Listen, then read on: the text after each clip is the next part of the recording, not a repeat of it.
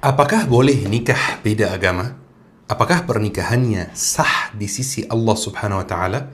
Jika wanita muslimah menikah dengan pria non-muslim, apakah hubungan mereka sah sebagai suami istri atau dihitung sebagai zina? Bagaimana jika sudah punya anak? Apakah harus pisah? Taib, jika pria sudah masuk Islam, apakah harus nikah ulang? Bagaimana jika ada yang lagi dekat dengan wanita non-muslim? Apakah bisa dilanjutkan ke jenjang pernikahan? Teman-teman yang dirahmati oleh Allah Subhanahu wa taala, insyaallah hari ini akan menjadi panduan lengkap buat teman-teman tentang pernikahan beda agama.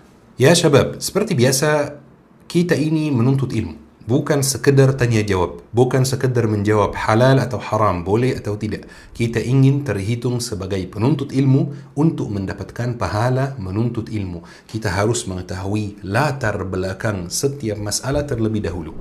Secara umum teman-teman, orang yang menikah beda agama itu pasti termasuk salah satu dua golongan ini.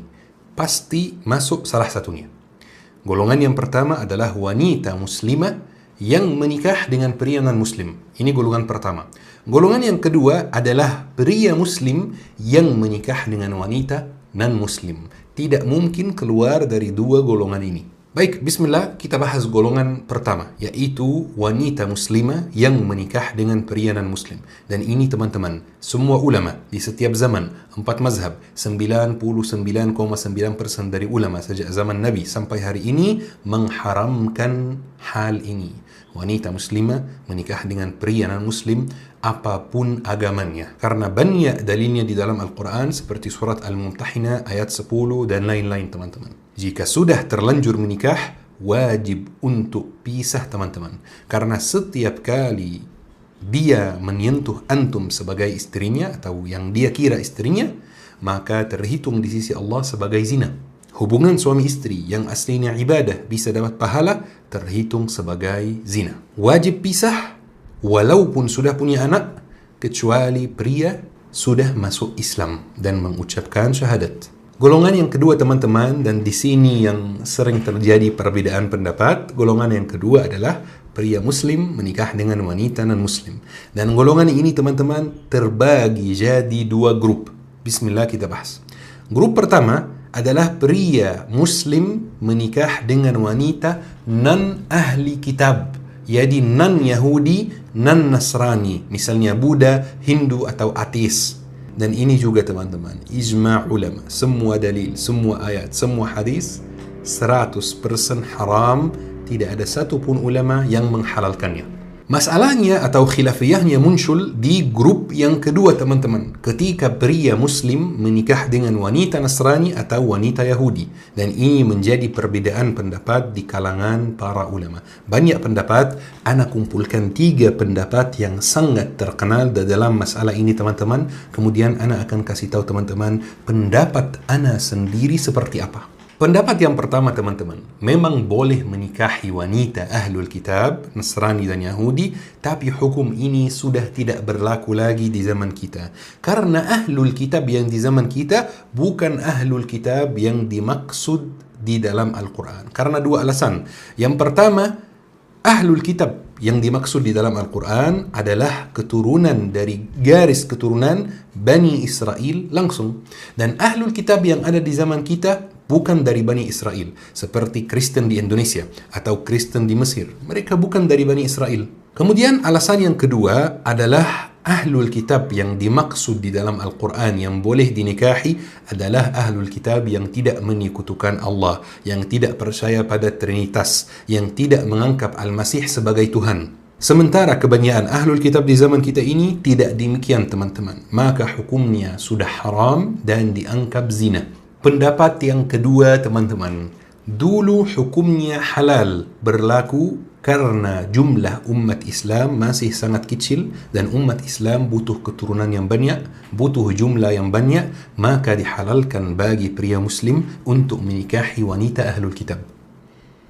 Tapi di zaman ini umat Islam sudah banyak dan sudah bisa menikahi wanita muslimah dengan sangat mudah, maka hukum ini tidak berlaku lagi dan hukumnya menjadi haram. Pendapat yang ketiga teman-teman, memang boleh menikahi wanita ahlul kitab walaupun bukan dari garis keturunan Bani Israel, walaupun kepercayaannya masih menyekutukan Allah, yakni kepercayaan Trinitas dan lain-lain. Tetapi dengan satu syarat saja, yaitu setelah menikah, kalau ada anak dari pernikahan tersebut, anaknya wajib jadi muslim, wajib diajarkan Islam. Jika ada keraguan sedikit pun bahwa anak nanti tidak akan menjadi muslim, maka hukumnya menjadi haram. Jadi hukumnya bisa dikatakan makruh teman-teman. Yakni boleh tetapi tidak disarankan, tidak dianjurkan. Tapi boleh asal anaknya akan jadi muslim. Jika anaknya tidak akan jadi muslim atau ada keraguan, ada ketidakpastian, maka hukumnya menjadi haram. Baik teman-teman, ini 3 pendapat yang sangat terkenal. Dan ana sendiri secara pribadi, dan fiqh ini memang adalah bidang ana ambil pendapat nomor 3 teman-teman. Yaitu hukumnya boleh tapi makruh. Walaupun wanita bukan dari garis keturunan Bani Israel, walaupun kepercayaannya masih menyimpang dan menyekutukan Allah. Dengan satu syarat yang wajib, yaitu anak harus menjadi muslim. Jika ada keraguan bahwa anak tidak akan menjadi muslim, maka hukumnya jadi haram. Ini pendapat yang ana ambil karena ini pendapat yang paling kuat antara ketiga pendapat yang ana sebutkan dan yang paling dekat dengan pendapat 4 mazhab. Ada beberapa alasan kenapa ana mengambil pendapat ini. Karena alasan yang pertama, di zaman Rasulullah SAW ada beberapa sahabat yang menikahi dengan wanita Nasrani. Seperti sahabat Zaid bin Thabit yang menikah dengan Sirin, saudara kandung Maria Al-Qibtiyah, istri Rasulullah SAW. Karena mereka dikirim oleh Al-Muqawqas, pemimpin Mesir. Dikirim berdua, Sirin dan Maria. Kemudian ketika sampai Madinah, Maria udah memeluk Islam sebelum menikah dengan Rasulullah. Tetapi Sirin tetap Nasrani dan Zaid bin Thabit menikah dengan Sirin dalam kepercayaan, dalam keadaan dia masih Nasrani. Dan di waktu itu teman-teman, Sirin menyekutukan Allah, dia percaya pada Trinitas dan tetap tidak dilarang oleh Rasulullah SAW. Dan Sirin bukan dari garis keturunan Bani Israel, dia orang Mesir dan tetap tidak dilarang oleh Rasulullah SAW. Alasan yang kedua teman-teman, karena pendapat pertama tidak ada dalilnya sama sekali. Alasan yang ketiga teman-teman, karena pendapat kedua tidak ada dalilnya sama sekali. Alasan yang keempat teman-teman, karena ulama 4 mazhab mengambil pendapat yang ketiga juga teman-teman. Tapi, dan ada tapi yang sangat besar, apakah antum yakin bahwa anakmu 100% akan menjadi muslim? 100% yakin anakmu akan memeluk agama Islam? Bagaimana ketika antum bekerja 12 jam di luar rumah? Yang menemani anak di rumah siapa? Yang menemani anak di rumah adalah istri antum yang Nasrani atau Yahudi. Kira-kira apakah dia akan mengingatkan anakmu untuk melaksanakan sholat 5 waktu? Kira-kira apakah dia akan mengajak anakmu ke masjid? Kira-kira apakah dia akan mengajarkan anakmu ngaji? Kira-kira kalau antum tugas di luar kota, siapa yang akan membangunkan anakmu untuk sholat subuh? Apakah ibunya yang Yahudi dan Nasrani? Sepertinya tidak teman-teman. Bagaimana jika waktu mudik, kemudian anakmu pergi ke rumah keluarga istrimu yang non-muslim, tapi misalnya ada satu alasan antum tidak ikut. Kemudian saat mereka mudik, mereka pergi hari Ahad untuk ibadah di gereja. Satu keluarga pergi ibadah di gereja. Apakah anakmu yang masih kecil akan ditinggalkan sendiri di rumah? Kemungkinan besar enggak teman-teman. Kemungkinan besar anakmu akan dibawa ke gereja juga. Anak lain dibawa ke masjid, tapi anakmu dibawa ke gereja. Kira-kira apakah antum yakin bahwa ibunya, yaitu istri antum, tidak akan mengajarkan anakmu agamanya secara diam-diam? Bagaimana kalau misalnya cerai dan anak mengikuti ibunya, mengikuti istri antum? Istri membawa anakmu ke rumah orang tuanya, kemudian anakmu sekarang tinggal full di dalam keluarga yang non-muslim. Kira-kira dia akan tetap jadi muslim atau tidak? Sepertinya tidak teman-teman.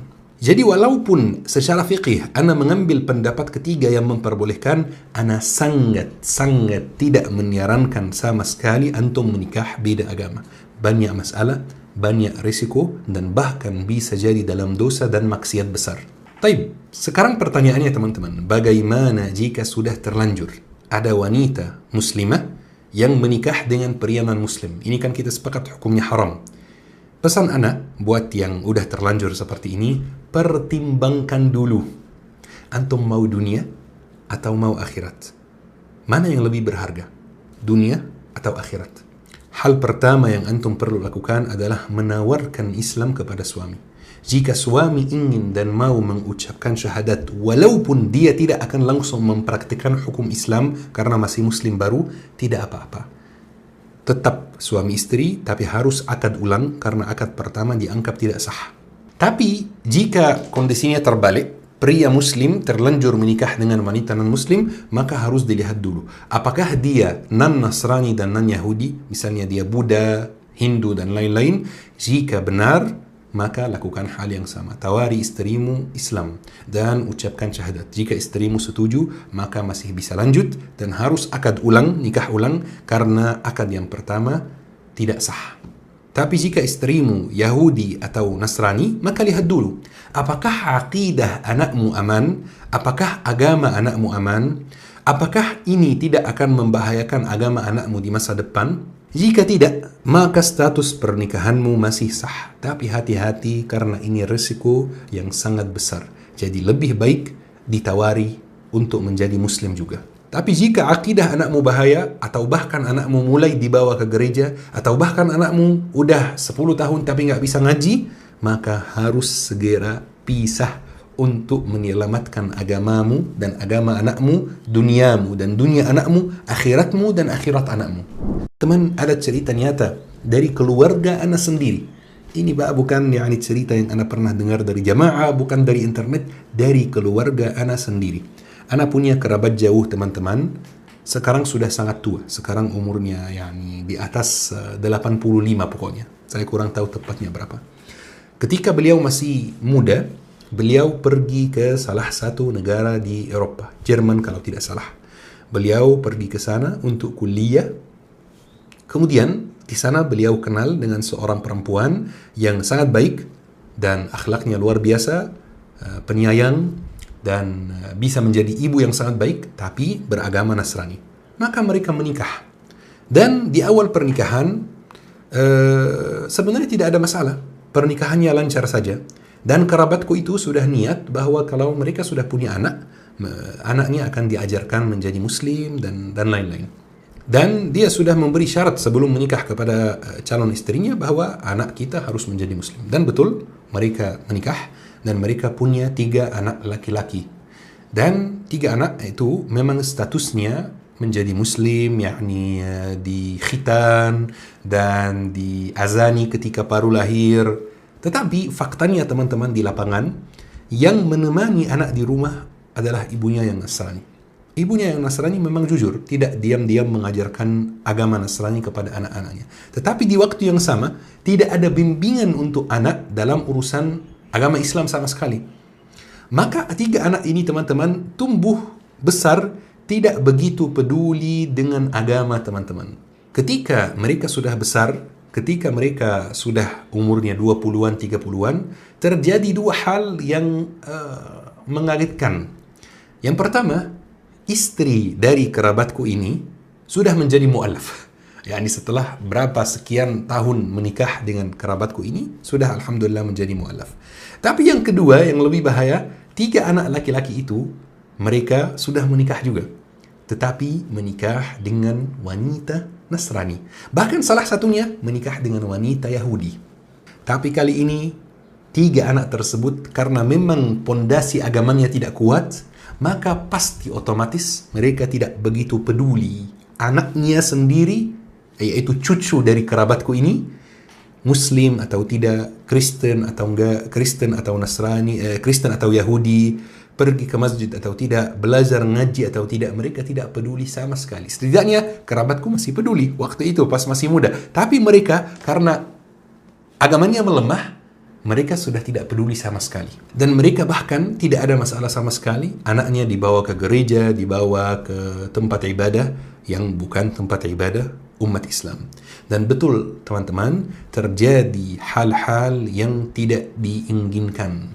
Anak-anak atau cucu-cucu dari kerabatku ini lama-lama mulai dibawa ibunya ke gereja, kemudian lama-lama dibaptis teman-teman. Bapaknya, yaitu anak dari kerabat anak, tidak ada masalah sama sekali. Kenapa? Karena memang pondasi agamanya tidak kuat. Tapi kerabat anak, yaitu kakek dari anak-anak itu, wallahi ana pernah melihat beliau nangis sambil beliau mengatakan, yang lain, kakek-kakek yang lain membawa cucunya ke masjid, membawa cucunya ke TPA, membawa cucunya mengajarkan ngaji ke cucunya. Tapi anak atau cucu anak dibawa ke gereja dan dibaptis. Pas beliau masih muda, semangatnya luar biasa. Aku bisa menjaga agamaku, aku bisa menjaga agama anakku, aku bisa mengajarkan agama Islam kepada anakku. Tapi faktanya di lapangan tidak demikian, teman-teman. Jadi kadang-kadang apa yang kita lakukan hari ini, dampaknya tidak akan muncul hari ini, tapi akan muncul di keturunan-keturunan kita. Dan kalau teman-teman ada yang pernah tinggal di Eropa, mungkin teman-teman bakal ketemu dengan beberapa orang yang wajahnya wajah Arab, bahkan namanya ada marga Arab, tetapi ketika ditanya tentang agamanya, dia antara Nasrani atau antara ateis. Kenapa?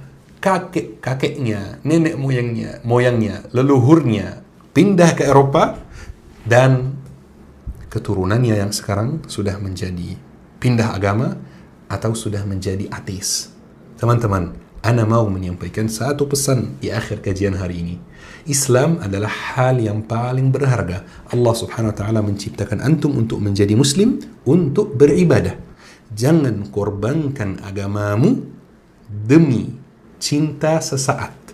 Jangan mengorbankan agama anakmu dan cucumu dan cicitmu demi cinta sesaat.